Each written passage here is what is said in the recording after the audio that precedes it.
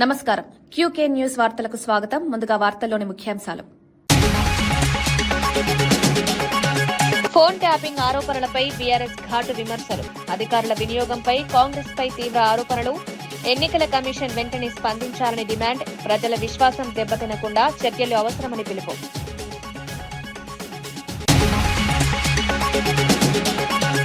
లడ్డూ అంశంలో కూటమి నేతలపై తీవ్ర విమర్శల వెల్లువ. సిట్ నివేదిక తర్వాత కూడా దైవ రాజకీయాలు, భక్తుల విశ్వాసాలతో రాజకీయాలు చేయడం తగదని హెచ్చరిక. తప్పు ఒప్పుకోకుండా కొత్త ఆరోపణలు చేస్తున్న కూటమి. గ్రేటర్ విభజనతో పరిపాలనా వికేంద్రీకరణకు ఊతం. 3 కార్పొరేషన్లతో వేగవంతమైన స్థానిక పాలన సాధ్యమని వ్యాఖ్య. ప్రజా సమస్యల పరిష్కారానికి కొత్త పరిపాలనాదారి ప్రారంభం. తెలంగాణ రైజింగ్ దిశగా గ్రేటర్ విభజన కీలక నిర్ణయం. మహానంది బ్రహ్మోత్సవాల నిర్వహణపై సమీక్ష సమావేశం. భక్తుల రద్దీ దృష్ట్యా ప్రత్యేక భద్రతా ఏర్పాట్లు. క్యూ లైన్లు, తాగునీరు, పారిశుద్ధ్యంపై అధికారుల చర్చ. భక్తులకు ఇబ్బంది లేకుండా చర్యలు తీసుకుంటామని హామీ.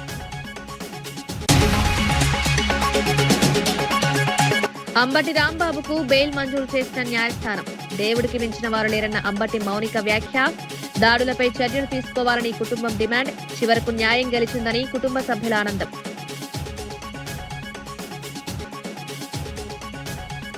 ప్రజల గొంతును వినిపించేందుకు ప్రతిపక్ష హోదా అవసరమని జగన్మోహన్ రెడ్డి పోరాటం చేశారని ఎమ్మెల్సీ మొండితో అరుణ్ కుమార్ అన్నారు. అధికారంలో ఉన్న 3 ప్రధాన పార్టీలు రాష్ట్రాన్ని తమ వ్యాపార ప్రయోజనాల కోసం లూటీ చేస్తున్నాయని ఆరోపించారు.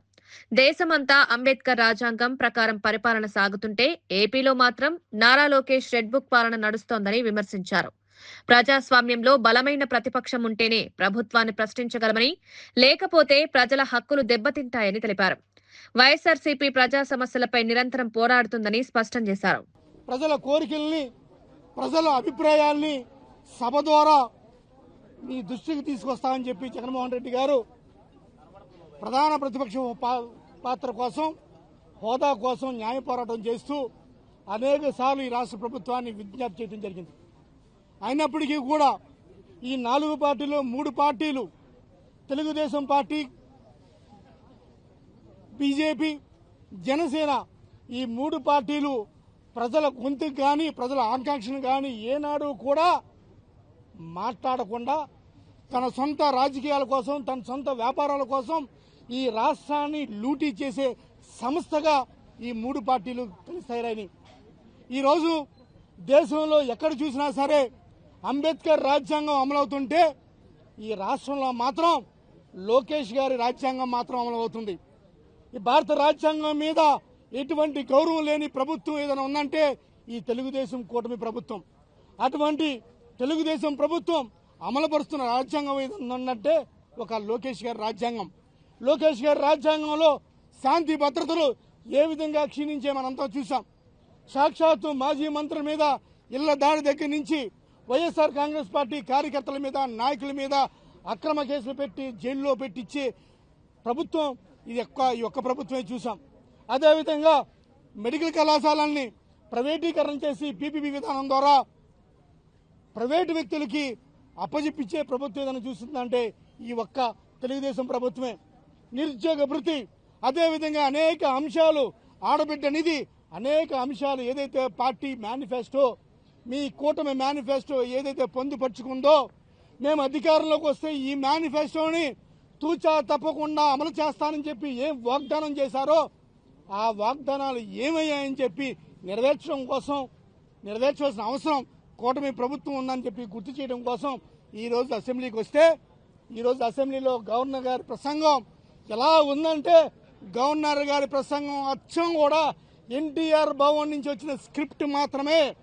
గవర్నర్ గారు కూడా ఎటువంటి విచక్షణ చూడకుండా వాళ్ళు ఏది ఇస్తే అది చదువుతున్నారు తప్ప నేను చదివేది కరెక్టా కాదా, నాకు విజ్ఞత ఉందా లేదా, నేను చదివేది కరెక్టా కాదనేది కూడా మర్చిపోయి టీడీపీ స్క్రిప్ట్ని మాత్రమే చదువుతున్నారు.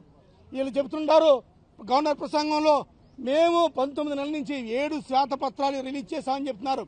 7 శ్వేతపత్రాలు కాదు, మీరు రిలీజ్ చేయాల్సింది 19 నెలల్లో మీరు ఏమి చేశారు ప్రజలకు అనేది శ్వేతపత్రం మీరు చెప్పండి.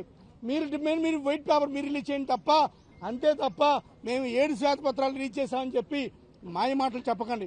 ఇప్పుడు కూడా కూటమి ప్రభుత్వం ఎటువంటి అబద్దాలు ఆడుతున్నారంటే విచక్షణ లేకుండా, సిగ్గు లేకుండా అబద్దాలు. ఇది అబద్దం తెలిసిండు కూడా అబద్దం మీద అబద్దం, అబద్దం మీద అబద్దం చెప్తే గ్రేటర్ హైదరాబాద్ ను 3 కార్పొరేషన్లుగా విభజించడం పరిపాలన వికేంద్రీకరణకు దోహదం చేస్తుందని ఎమ్మెల్సీ అద్దంకి దయాకర్ పేర్కొన్నారు. ప్రజా సమస్యలు త్వరగా పరిష్కారమవుతాయని, స్థానిక స్థాయిలో నిర్ణయాలు వేగంగా అమలవుతాయన్నారు. ముఖ్యమంత్రి ప్రజాభిప్రాయ సేకరణ అనంతరం తీసుకున్న ఈ నిర్ణయం మహానగర అభివృద్ధికి మేలు చేస్తుందని విశ్వాసం వ్యక్తం చేశారు. గతంలో విస్తారమైన పరిధి కారణంగా సేవల అందుబాటు మందగించిందని, ఇప్పుడు ప్రాంతాల వారీగా సమర్థవంతమైన పాలన సాధ్యమవుతుందని తెలిపారు. ఇది తెలంగాణ రైజింగ్ దిశగా కీలక అడుగు అని అభిప్రాయపడ్డారు. రావడానికి అవకాశం లేకుండేది. ఇప్పుడు ఈ 3 డివిజన్లు చేయడం వల్ల హైదరాబాద్ ను డీసెంట్రలైజేషన్ ఆఫ్ ది పవర్, అందరూ కూడా అన్ని సమస్యలు మనం తీర్చుకోవడానికి అవకాశం ఉంది. వేగవంతమైన అభివృద్ధికి మరో ఊతమిచ్చే విధంగా ముఖ్యమంత్రి గారి నిర్ణయం తీసుకోవడాన్ని మేమందరం కూడా స్వాగతిస్తున్నాం. బీఆర్ఎస్ పార్టీ ఏదో రాజకీయాల కొరకు మాట్లాడుతున్నది. ఎందుకంటే వాళ్ళు ఉన్నన్ని రోజులు ఈ ఇంత పెద్ద మహానగరాన్ని, దాదాపు 1,20,00,000 మంది పైచిలకు నివసించే ఈ ప్రాంతాన్ని సెంట్రిక్ గా ఉండేటట్టుగా చేసి, వాళ్ళ కంట్రోల్లోనే ఉండేటట్టుగా చేసి, ముఖ్యంగా అప్పుడు మనోడు మున్సిపల్ శాఖ మంత్రిగా కేటీఆర్ ఉండే, అప్పుడు అసలు తను కలవకుండా అధికారులకు సమస్యలు వచ్చి ఎన్నో సమస్యలు ఆ రోజు హైదరాబాద్. తిరుమల లడ్డు అంశంలో కూటమి నేతలు తప్పుడు ప్రచారం చేశారని ఎమ్మెల్సీ బొమ్మి ఇజ్రాయెల్ ఆరోపించారు. సిట్ నివేదికలో ఎలాంటి జంతు కొవ్వు కలవలేదని తేలిన తర్వాత కూడా డైవర్షన్ రాజకీయాలు చేస్తున్నారని విమర్శించారు. ఈ విషయాన్ని మళ్లించేందుకు తమ పార్టీ నేతల ఇళ్లపై దాడులు జరిపించారని చంద్రబాబుపై ఆరోపణలు గుప్పించారు. కోట్లాది భక్తుల విశ్వాసానికి సంబంధించిన అంశాన్ని రాజకీయ ప్రయోజనాల కోసం వాడుకోవడం దుర్మార్గమన్నారు. నిజాలు బయటపడిన తర్వాత కూడా కూటమి నేతలు తప్పును ఒప్పుకోకుండా మరిన్ని ఆరోపణలు చేస్తున్నారని మండిపడ్డారు. రిపోర్ట్ ఇచ్చిన తర్వాత దీనిని డైవర్షన్ పాలిటిక్స్ చేయడానికి మా యొక్క మాజీ మంత్రుల మీద, ఇళ్ల మీద, వాహనాల మీద దాడులు చేయడం జరిగింది.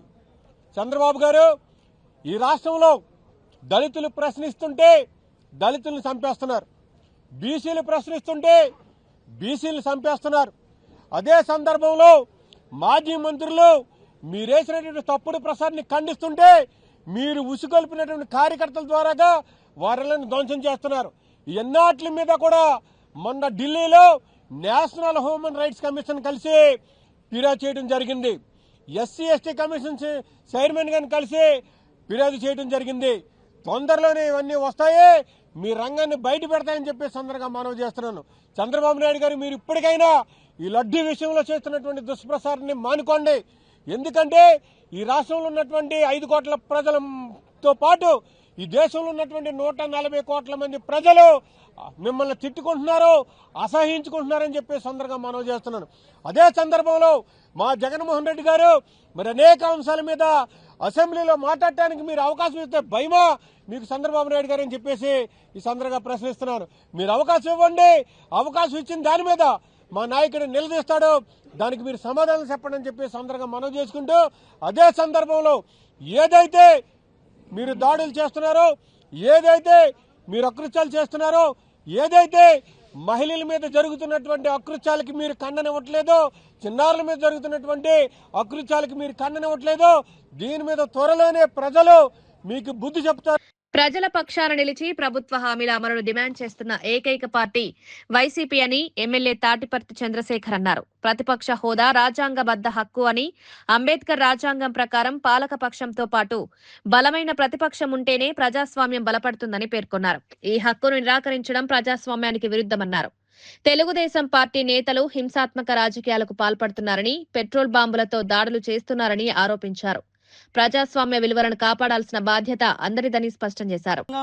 అధికార పక్షంతో పాటు ప్రతిపక్షం ఉంటేనే ప్రజాస్వామ్యానికి విలువ ఉంటుంది అనేటటువంటి ఇంగితం లేకుండా, జ్ఞానం లేకుండా తెలుగుదేశం పార్టీ, టీడీపీ అంటే తెలుగు దొంగల పార్టీ, తప్పులు దాడులు పాపాల పార్టీగా, చిట్ట చివరికి దేవుణ్ణి కూడా మోసం చేసేటటువంటి మోసగాళ్ల పార్టీగా మార్చేసి ఈ రాష్ట్రంలో ఉన్నటువంటి ఖజానాన్ని దోచేసి, మాట్లాడినటువంటి వారి మీద దాడులు చేసి వారి యొక్క పబ్బం గడుపుకుంటున్నారు.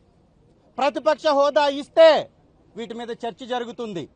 ఎప్పుడన్నా చూసామా ఈ గూండాలు, తెలుగుదేశం గూండాలు డైరెక్ట్గా మంత్రుల ఇళ్ల మీద పెట్రోల్ బాంబులు వేస్తున్నారు? చూసామా గతంలో ఎప్పుడన్నా? తెలుగుదేశం పార్టీ మీద వైఎస్ఆర్ కాంగ్రెస్ పార్టీ అధికారంలో ఉన్నప్పుడు ఒక్క నాయకుడి ఇంటి మీద దాడి జరిగిందా? ప్రొటెస్ట్ చేస్తే దాడి అన్నారు. ఏకంగా ఇవాళ మంత్రుల ఇళ్లలోకి వెళ్లి వాళ్ళ కుటుంబాల మీద దాడి. ఈ రాష్ట్రంలో వైఎస్ఆర్సీపీ 11 సీట్లు గెలిచింది. మరి 11 మంది 11 నియోజకవర్గాల గురించి మాట్లాడుకుంటే మిగిలిన 164 నియోజకవర్గాల గురించి అసెంబ్లీలో ఎవరు చర్చించాలి? ఎవరు మాట్లాడాలి? ఆ ప్రజల పక్షాన ఎవరు పోరాటం చేయాలి? ఆ ప్రజా సమస్యలపై ఎవరు పోరాటం చేయాలి? వారి కేటాయింపులపై ఎవరు ప్రశ్నించాలి? వారికి జరుగుతున్నటువంటి అన్యాయాలపై, అక్రమ కేసులపై ఎవరు నిలదీయాలి? ఇవన్నీ వైఎస్ఆర్సీపీ అధ్యక్షులు వర్యులు ప్రతిపక్ష నాయకుడు శ్రీ జగన్మోహన్ రెడ్డి గారు మాట్లాడాలంటే హక్కుగా సమయం కావాలా? మీరిచ్చే 1 నిమిషం 2 నిమిషాల కోసం ఆ అసెంబ్లీలోకి వెళ్లి ఈ ప్రజల పక్షాన పోరాటం చేసే అవకాశం లేదు అని పదే పదే చెప్పిన ఈ మొద్దు ప్రభుత్వం, ఈ అరాచక ప్రభుత్వం, ఈ నియంత పోకడల్ని ఎంచుకున్నటువంటి ప్రభుత్వం పిఏసీ చైర్మన్నే కొట్టేసింది. చరిత్రలో లేదు.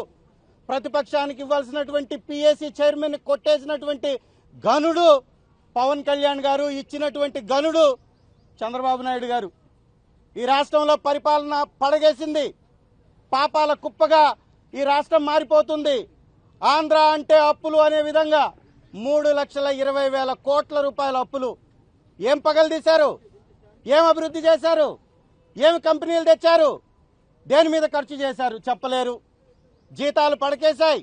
రిటైర్మెంట్లు 2029లో డబ్బులు ఇస్తామంటే మంత్రి పొంగులేటి శ్రీనివాస్ రెడ్డికి ఫోన్ ట్యాపింగ్, కాల్ రికార్డ్ మధ్య తేడా తెలియదని బీఆర్ఎస్ నాయకుడు దేవిప్రసాద్ వ్యాఖ్యానించారు. టెలికాన్ఫరెన్స్ ద్వారా అధికారులను ప్రలోభపెట్టారని ఆరోపించారు. ఎన్నికల అధికారులను, ఉద్యోగులను రాజకీయ ప్రయోజనాల కోసం ఉపయోగించడం ప్రజాస్వామ్యానికి విరుద్ధమన్నారు.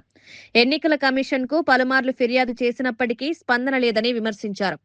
ఈ స్కామ్లకు బాధ్యులైన వారిపై కఠిన చర్యలు తీసుకోవాలని డిమాండ్ చేశారు. ఎన్నికల వ్యవస్థపై ప్రజల విశ్వాసం దెబ్బతినకుండా చర్యలు అవసరమన్నారు. ట్యాపింగ్ కాల్ రికార్డింగ్ తేడా తెలియని మంత్రి అసలు నిజంగానే ఫోన్ ట్యాపింగ్ జరిగితే మీరేమన్నా రేవంత్ రెడ్డికి వ్యతిరేకంగా ఏమైనా కుట్రలు చేస్తున్నారా? అంతర్గత కుట్రలు మీ మీద రేవంత్ రెడ్డి ఏమన్నా ఫోన్ ట్యాపింగ్ చేస్తుండా? అది మాకు తెలియదు.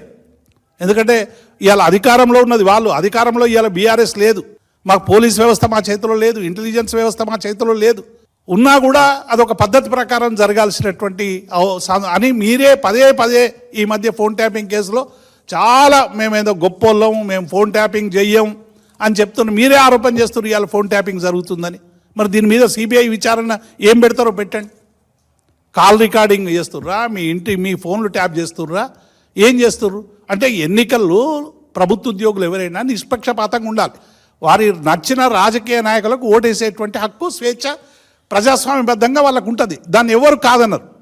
కానీ ఎన్నికల విధుల్లో పాల్గొనేటువంటి అధికారులతో మీరు రివ్యూ చేయడము, ఆడ గెలిపించమని అడగడం, మీరే మొత్తం చూసుకోమని చెప్పడం, మరి ఇది ఏం ప్రజాస్వామ్యం? ఒకసారి శ్రీనివాసరెడ్డి గారు, ఈ ప్రభుత్వం మరి చెప్పాల్సినటువంటి అవసరం ఉంది. అంటే ఒక్కటి కాదు, ఇవి అన్నీ కూడా ఇలా పూర్తిగా మరి అధికార వ్యవస్థలన్నింటినీ ఉపయోగించుకొని ఎట్లయినా ఎన్నికలు గెలవాలి. ఎందుకంటే పంచాయతీ ఎన్నికల తర్వాత మున్సిపల్ ఎన్నికలు వచ్చినాయి. డెఫినెట్గా మున్సిపల్ ఎన్నికల్లో ప్రజాదరణ పెరుగుతూ ఉంది. అన్ని వర్గాలు ఈ ప్రభుత్వం మీద కోపంతో, అసంతృప్తితో, ఆగ్రహంతో ఉన్నాయి. వీటి వల్ల వచ్చేటువంటి రిజల్ట్ వలన రేపు నా భవిష్యత్తు ఏమవుతుంది అనేటువంటి ఒక మరి ఆయనకు ఉండేటువంటి అనుమానం, వారికి ఉండేటువంటి అభిప్రాయం వల్ల ఇవాళ ఎన్నికల వ్యవస్థనంతా కూడా ఒక ప్రక్రియగా మార్చేటువంటి ప్రయత్నం చేశాడు. వీళ్ళు ఎన్ని ప్రయత్నాలు చేసినా, వారు టెలికాన్ఫరెన్స్లు పెట్టి ఉద్యోగుల్ని, అధికారులను ఉపయోగించుకున్న, ఎన్నికల కమిషన్ ప్రేక్షక పాత్ర వహించిన, పోలీస్ వ్యవస్థ మొత్తం వినియోగించుకున్న, కేవలం బీఆర్ఎస్ నాయకుల ఇండ్లు మాత్రమే. తిరుపతికి చెందిన ఓ మహిళ తన కుమార్తెను 2 ఏళ్లుగా వ్యభిచార కూపంలో బంధించి వేధిస్తున్నారని ఆరోపిస్తూ ఏపీ సచివాలయంలో హోంమంత్రి అనితను కలిసి ఆవేదన వ్యక్తం చేశారు. స్థానిక ప్రజాప్రతినిధులు, పోలీసులకు పలుమార్లు ఫిర్యాదు చేసినప్పటికీ స్పందన లేదని ఆమె కన్నీటి పర్యంతమయ్యారు. ఇప్పటికే 3 సార్లు కలిసినా న్యాయం జరగలేదని, తన కుమార్తె ప్రాణాలకు ముప్పుందని ఆందోళన వ్యక్తం చేశారు. బాధితురాలి విన్నపాన్ని స్వీకరించిన హోంమంత్రి అనిత పూర్తి స్థాయి దర్యాప్తు చేయించి బాధ్యులపై కఠిన చర్యలు తీసుకుంటామని హామీ ఇచ్చారు. రేపు సంబంధిత అధికారులతో కలిసి తనను మళ్లీ కలవాలని సూచించారు. మహిళల భద్రతపై ప్రభుత్వం కట్టుబడి ఉందని, ఎవరూ చట్టం కంటే పై కాదు అని స్పష్టం చేశారు.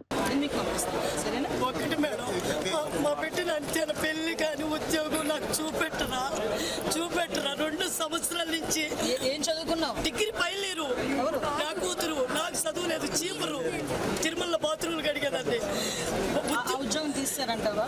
లేదు, నా కూతురు ఉద్యోగస్తురాలు చెయ్యాలని డిగ్రీ వరకు చదివించినానమ్మా. నా బిడ్డను ఎందుకు తీసుకెళ్లారు? నా బిడ్డను నాకెందుకు చూపెట్టలేదు? పెళ్లి చేస్తామని ఉద్యోగం ఇప్పిస్తానని తీసుకెళ్లారు. ఈ పొద్దు పెళ్లిలా ఉద్యోగంలా 2 సంవత్సరాల నుంచి రూముల బంధించి బెంగళూరు. ఒక్క నిమిషం ఆగమ్మా. నీ బాధ నాకు అర్థమైంది. విను నీ బాధ నాకు అర్థమైంది. నీ కేసు గురించి నాకు తెలుసు. అర్థమైందా? దీని గురించి ఇప్పుడు నేను కూర్చోబెట్టి. మంత్రి పొంగులేటి శ్రీనివాసరెడ్డి చేసిన ఫోన్ ట్యాపింగ్ వ్యాఖ్యలపై మాజీ మంత్రి జగదీష్ రెడ్డి తీవ్రంగా స్పందించారు. అధికారంలో కాంగ్రెస్ ఉండి కూడా బీఆర్ఎస్ ఫోన్లు ట్యాప్ చేస్తోందని చెప్పడం హాస్యాస్పదమన్నారు. ఇది కాంగ్రెస్ ప్రభుత్వ అసమర్థతకు నిదర్శనమని విమర్శించారు. పోలీసింగ్ సరిగా లేకపోవడంతోనే ఇలాంటి వ్యాఖ్యలు వస్తున్నాయన్నారు. తమ హయాంలోనూ ట్యాపింగ్ జరిగిందని చెప్పడం చేతగాని మాటలని ధ్వజమెత్తారు. కాంగ్రెస్ ప్రభుత్వంలో అధికారులకు స్వేచ్ఛ లేదని, పరిపాలన గందరగోళంగా మారిందని విమర్శించారు. ప్రజల దృష్టి మళ్లించేందుకు ఇలాంటి ఆరోపణలు చేస్తున్నారని పేర్కొన్నారు. ప్రభుత్వం అని ఒప్పుకుంటున్నారు మంత్రులే స్వయంగా. మీ హోంమంత్రిని ఒక చేతగాని వాడని మీరు ఒప్పుకుంటున్నారు. వాస్తవం మేము అదే చెప్తా ఉన్నాం. ఈ రాష్ట్రంలో పోలీసులకు స్వేచ్ఛ లేదు, స్వేచ్ఛగా పనిచేసే అవకాశం లేదు. క్రిమినల్స్ పట్ల నేరాల్ని అదుపు చేయడంలో, నేరస్తుల విషయంలో కఠినంగా ఉన్న విషయంలో ఎక్కడ కూడా పోలీసులకు అదుపు లేదు.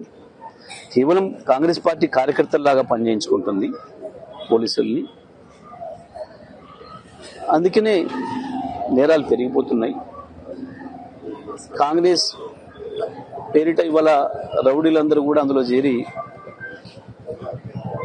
ప్రతిపక్ష పార్టీ కార్యకర్తలపైన దాడులు చేయడం, ప్రత్యేకించి బీఆర్ఎస్ పైన దాడులు చేయడం చేస్తూ ఉన్నారు. విచ్చలవిడిగా కాంగ్రెస్ పార్టీ పని చేస్తున్నారు కాబట్టి ఇక మిగతా వాళ్ళ పని వాళ్ళు చేసుకోవచ్చు. కాబట్టి పోలీసింగ్ లేకుండా పోయింది. ఇవాళ ఎవరైతే మంత్రి మాట్లాడిండో సరే, ఆయన మాట్లాడిన విషయంలో అది నిజం కాకపోయినప్పటికీ పోలీసింగ్ మాత్రం అంత దరిద్రంగా తయారైందనేది మాత్రం ఒప్పుకుంటున్నందుకు ఆ మంత్రికి ధన్యవాదాలు. మీ హోంమంత్రి అంతా పనికిమాల వాడు ఒప్పుకున్నందుకు కూడా ధన్యవాదాలు.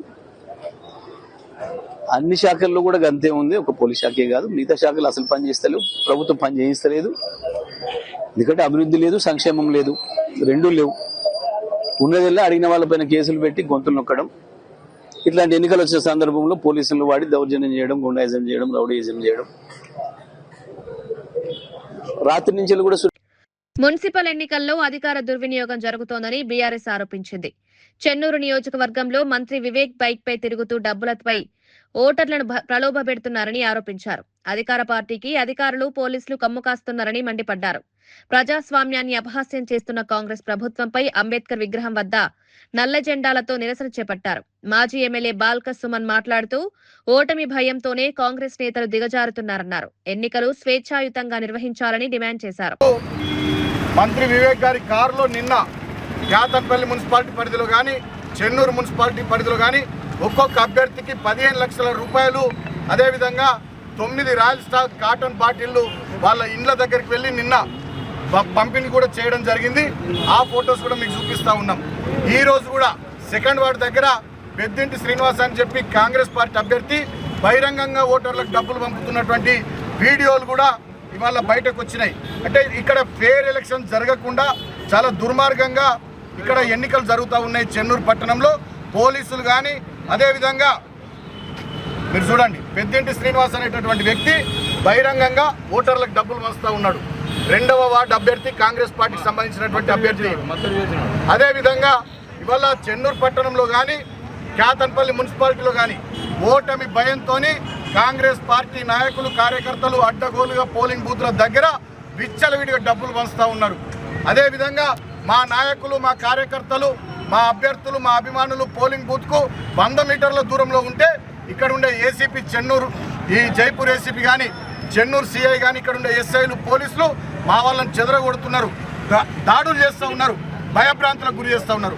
అట్లనే కేతన్పల్లి మున్సిపాలిటీ పరిధిలో అక్కడ ఏసీపీ, అక్కడ సిఐ, అక్కడ ఎస్ఐ వాళ్ళందరూ కూడా మా వాళ్ళందరినీ చెదరగొట్టి కాంగ్రెస్ పార్టీ వాళ్ళు విచ్చలవిడిగా డబ్బులు పంచుకోవడానికి అవకాశం కల్పిస్తూ ఉన్నారు. ఇది చాలా దుర్మార్గం, అనైతికం. ఈ 2 మున్సిపాలిటీల్లో ఓడిపోతుందనే ఓటమి భయంతోనే ఈ రకంగా ప్రలోభాలకు తెరలేపిర్రు. పూర్తి స్థాయిలో గతంలో ఎన్నడూ లేదు. మేము కూడా 10 సంవత్సరాలు పరిపాలన కొనసాగించడం. చెన్నూరు నియోజకవర్గంలోని 2 మున్సిపాలిటీల్లో పోలీసు రాజ్యం చేసిర్రు. రాజ్యాంగం కల్పించిన ఓటు హక్కు వినియోగించడం ప్రతి పౌరుడి బాధ్యత అని టీపీసీసీ అధ్యక్షుడు మహేష్ కుమార్ గౌడ్ పేర్కొన్నారు. మున్సిపల్ ఎన్నికల్లో ఓటర్లు చురుకుగా పాల్గొనాలని కోరారు. ఓటింగ్ శాతం పెరిగితే ప్రతిభావంతులైన నాయకులు ఎన్నికవుతారన్నారు. నిజామాబాద్ తో పాటు రాష్ట్ర వ్యాప్తంగా కాంగ్రెస్ జెండా ఎదుగురుతుందని ధీమా వ్యక్తం చేశారు. అభివృద్ధి, సంక్షేమ కార్యక్రమాలపై ప్రజలు స్పష్టమైన అభిప్రాయంతో ఉన్నారన్నారు. ప్రజాస్వామ్య బలోపేతానికి ప్రతి ఓటు కీలకమని గుర్తు చేశారు. వరం, రాజ్యాంగం ఇచ్చినటువంటి వరం, ఆ వరాన్ని సద్వినియోగం చేసుకోవాలని, సరైన పద్ధతిలో ఓటు శాతం పెరిగితే క్వాలిటీ ఉన్నటువంటి నాయకులు ఎన్నికయ్యే అవకాశం ఉంటది. అందుకే నేను రాష్ట్ర ప్రజలకి, నిజామాబాద్ పట్టణ ప్రజలకు విజ్ఞప్తి చేస్తా ఉన్నాను. తక్షణమే వచ్చి మీ ఓటు హక్కును వినియోగించుకొని నాణ్యమైనటువంటి నాయకుల్ని ఎన్నుకునే విధంగా దోహదపడాల్సిందని కోరుతా ఉన్నాను. మున్సిపల్ ఎన్నికల్లో బీజేపీ వారు చాలా చోట్ల మతం పేరిట ప్రజల్ని రెచ్చగొట్టే ప్రయత్నాలు చేశారు, ఇంకా చేస్తూనే ఉన్నారు. కానీ రాష్ట్ర ప్రజలు విఘ్నులు, ముఖ్యంగా నిజామాబాద్ ప్రజల విఘ్నులు, అభివృద్ధిని ఆకాంక్షిస్తున్నట్టుగా మనకున్న సమాచారం. కాబట్టి ఈ రాష్ట్రంలో జరుగుతున్నటువంటి మున్సిపల్స్ లో 90% వరకు కాంగ్రెస్ పార్టీకి. నిజామాబాద్ 34వ డివిజన్ హరిచరణ్ మార్వాడి పోలింగ్ కేంద్రం వద్ద ఉద్రిక్త పరిస్థితులు నెలకొన్నాయి. అభ్యర్థులను లోపలికి అనుమతించలేదని ఆరోపిస్తూ ఎంపీ అరవింద్ పోలీసులతో వాగ్వాదానికి దిగారు. అధికారులు విధుల్లో ఉన్నారని పోలీసులు చెప్పినా ఆయన ఆగ్రహం వ్యక్తం చేశారు. పోలింగ్ ప్రక్రియ పారదర్శకంగా జరగాలని డిమాండ్ చేశారు. ఈ ఘటనతో కొంతసేపు ఉద్రిక్తత నెలకొనగా అదనపు బలగాలు చేరుకుని పరిస్థితిని అదుపులోకి తెచ్చాయి. ఎన్నికలు ప్రశాంతంగా కొనసాగేందుకు చర్యలు తీసుకుంటామని అధికారులు తెలిపారు. 5 గంటల వరకు బయటికి రావద్దు, మళ్ళీ నాకు ఫోన్ రావద్దు. మీరు పంపితేనే వచ్చిన, నేను పంపితేనే వచ్చిన, నువ్వు పంపలే, మీ వాళ్ళు పంపిరు, పోలీసు వాళ్ళు పంపలే. కంప్లైంట్ వేయండి, ఒకటి ఉద్యోగం పోతుంది. ఇప్పుడు మీ పోలీసు వాళ్ళే, అది అర్థమైందా? మీ పోలీసు వాళ్ళు చక్క ఉంటే దేశం ఇట్లా ఉండదు. తొర్రూరు మున్సిపాలిటీ 16వ వార్డులో ఎమ్మెల్యే యశస్విని రెడ్డి సామాన్య ఓటర్ల క్యూ లైన్ లో నిలబడి తన ఓటు హక్కును వినియోగించుకున్నారు. స్కూటీపై పోలింగ్ కేంద్రానికి చేరుకుని స్థానికులతో కలిసిమెలిసి మాట్లాడారు. ప్రజాస్వామ్యంలో ఓటు ఎంతో విలువైందని, ప్రతి ఒక్కరూ బాధ్యతగా ఓటు వేయాలని పిలుపునిచ్చారు. ఓటు వేసిన అనంతరం స్కూటీ నడుపుతూ 5 పోలింగ్ కేంద్రాలను సందర్శించి ఏర్పాట్లను పరిశీలించారు. ఎన్నికలు ప్రశాంతంగా సాగాలని ఆకాంక్షించారు.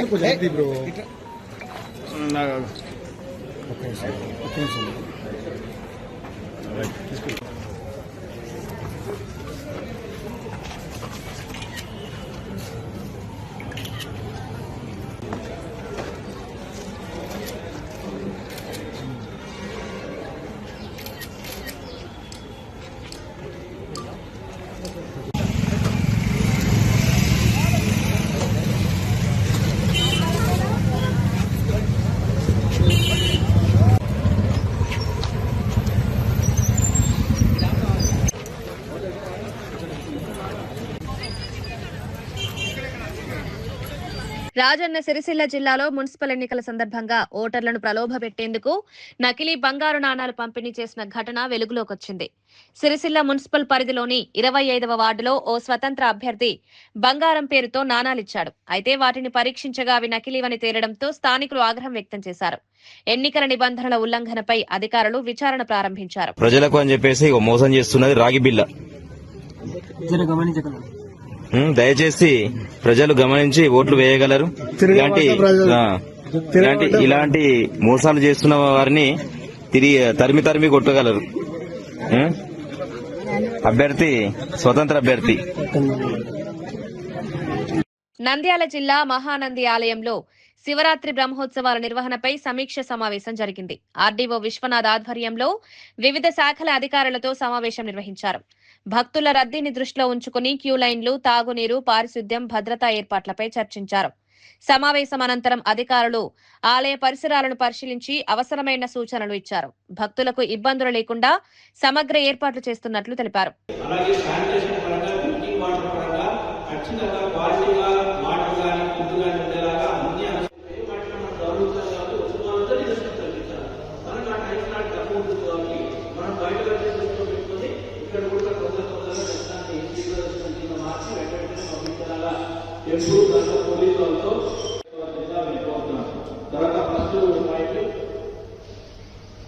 నెక్స్ట్ మేము అందరికీ చెప్పాము ఆల్రెడీ ఈ గుర్రాలు అందరూ దానికి సంబంధించి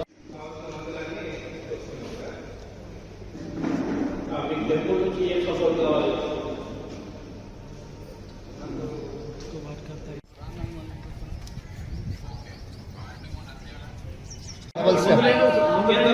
కొంచెం హైట్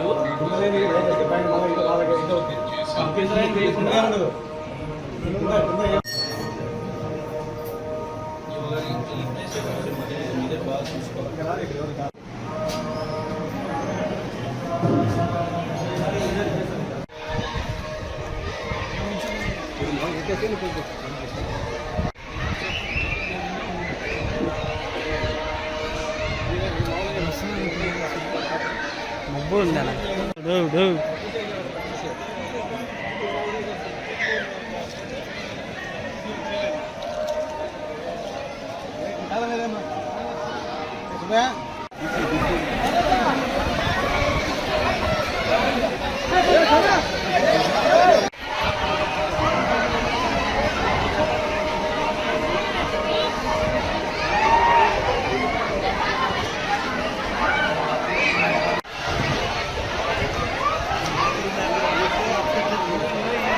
నేత అంబటి రాంబాబుకు బెయిల్ రావడంపై ఆయన కుమార్తె అంబటి మౌనిక హర్షం వ్యక్తం చేశారు.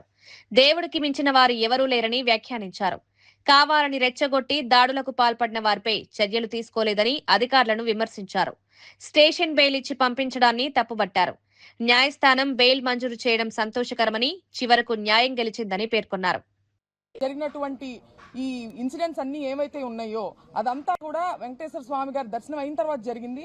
సో అన్ని ఆయన గమనిస్తూ దేవుడు మా యందు ఉండి ఇవాళ మాకు రాంబాబు గారికి బెయిల్ రావడం జరిగింది.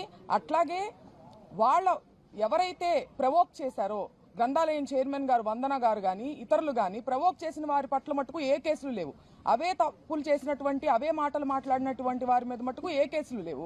వాళ్ళకి స్టేషన్ బెయిల్ ఇచ్చేసి పంపించేయడం జరిగింది. దాడి చేసిన వాళ్ళు ప్రవోక్ చేస్తే నోరు జారినందుకు ఇతరితర కేసులు పెట్టి ఒక కేసులో బెయిల్ వచ్చినప్పటికీ ఇంకా రిమాండ్ ఎక్స్టెండ్ చేసే ప్రయత్నంలో పీటీ వారెంట్లు వేసి మమ్మల్ని ఇబ్బంది పెట్టే ప్రయత్నం చేసినప్పటికీ ఎవ్వరూ దేవుడికి మించిన వాళ్ళు కాదు. న్యాయ వ్యవస్థ మీద మాకు నమ్మకం ఉంది. ఇవాళ ఆయనకి బెయిల్ వచ్చినందుకు మేమందరం చాలా ఆనందంగా ఉన్నాం.